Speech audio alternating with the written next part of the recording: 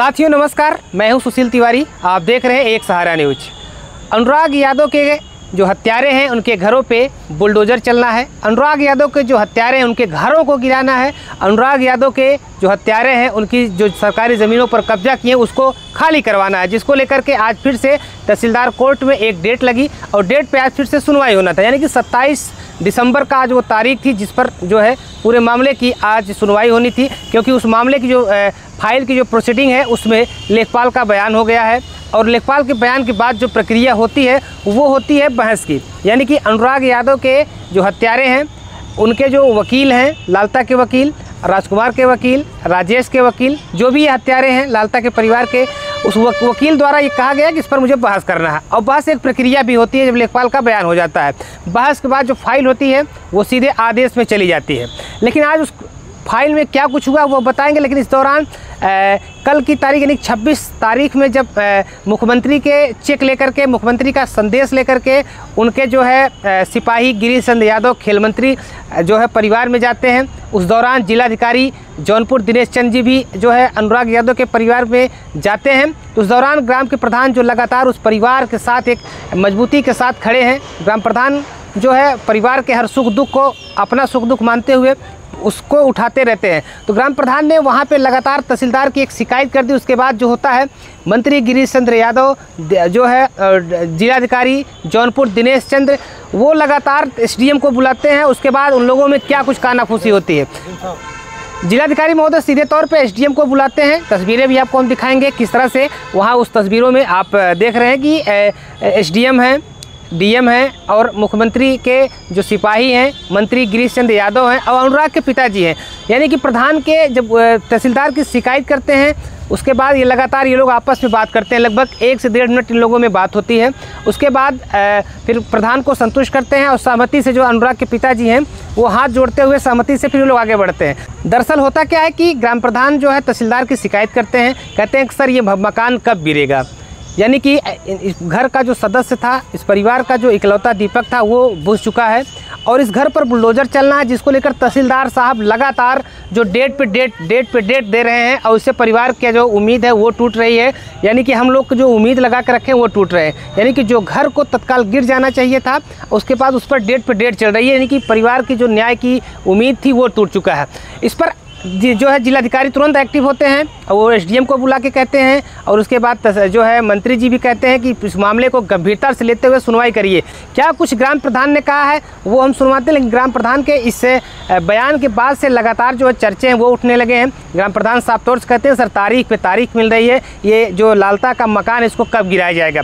क्योंकि आप समझ सकते हैं जब प्रक्रिया होती है सरकारी ज़मीन को खाली कराने की तो उसमें ग्राम प्रधान का भी बड़ा अहम रोल होता है। ग्राम प्रधान से भी एक रिपोर्ट ली जाती है कि ज़मीन जो है, ये जो मकान है ये कैसी ज़मीन है और इनको आप कब से जानते हैं, कब से इनका मकान बना है। तो ग्राम प्रधान की जो रिपोर्ट होती है वो बहुत मायने रखती है और ग्राम प्रधान ने उस पर रिपोर्ट भी लगा दिया। उसके बाद जो तारीख पे तारीख चल रही थी उससे ग्राम प्रधान भी काफ़ी परेशान थे। उनका आप बयान सुनेंगे तो आपको लगेगा कि प्रधान ने साफ तौर से कहा, उसके बाद वहाँ हलचल मच जाती है। ऐसे में जब हम पत्रकारों द्वारा एक सवाल पूछा गया कि सर डीएम साहब से कि सर परिवार जो है वो काफ़ी डरा हुआ है, परिवार जो है घर से नहीं निकल पा रहा है। ऐसे में हालांकि कहते नहीं ऐसा कुछ नहीं है, हम परिवार के साथ हैं। लेकिन उसके बाद एक तस्वीर और देखिए किस तरह से गौराबादशाहपुर थाना अध्यक्ष को डीएम साहब बुलाते हैं, उसके कान में समझाते हैं। उसके बाद यशो कहता है कि नहीं सर हम देख रेख करते रहते हैं और यहाँ हम पहुँच करके पूरी तरह से देख रेख करेंगे।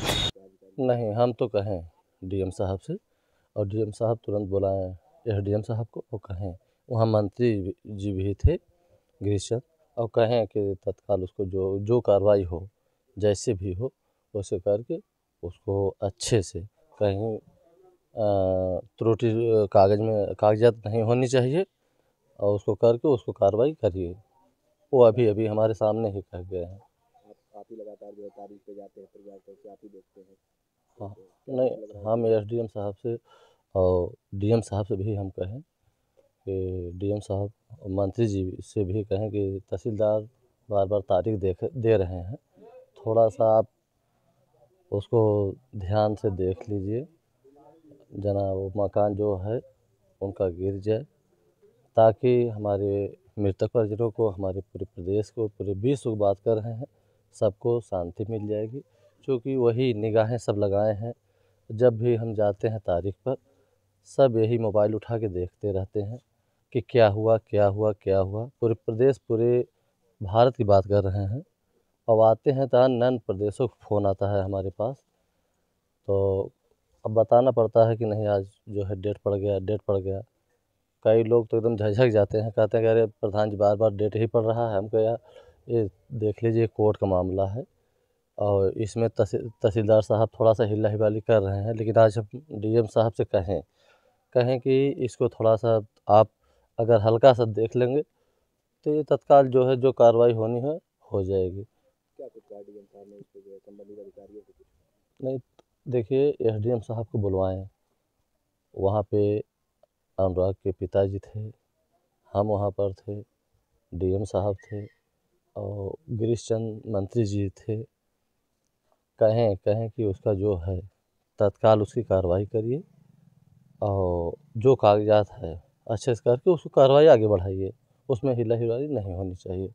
ये ग्राम प्रधान वीरेंद्र यादव हैं, किस तरह से उन्होंने सारे बात को बताया। उसके बाद एसडीएम साहब को बुलाया जाता है, डीएम साहब और मंत्री जी एक्टिव होकर के एक सलाह देते हैं कि तहसीलदार से कहा जाए और फाइल को जल्दी से जल्दी जो है प्रक्रिया में लाई जाए, यानी कि जो बुलडोज़र चलने की कार्रवाई है उसमें थोड़ा सा तेज़ी लाया जाए।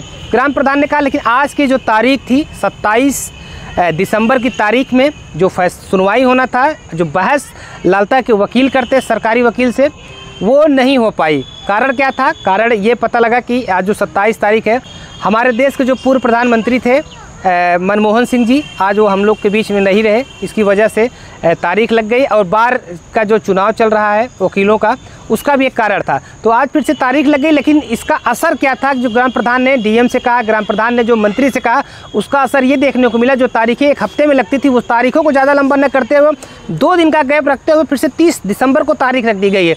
यानी कि प्रशासन ये चाहता है कि इस मामले में जल्द से जल्द कुछ किया जाए।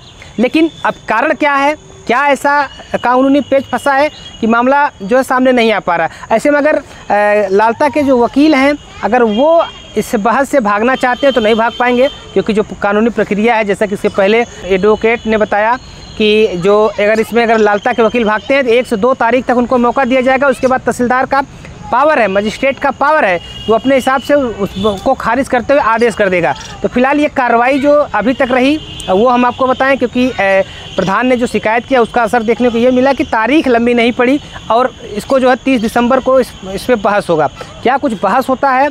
यानी कि जो फैसला आप लोग को उम्मीद था कि 2024 में ही अनुराग के परिवार को न्याय मिल जाएगा, लेकिन वो न्याय अब कहीं ना कहीं इस साल तो मिलता हुआ नहीं दिखाई दे रहा, क्योंकि 30 तारीख उसके बाद 31 दिसंबर के बाद 2025 लग जाएगा।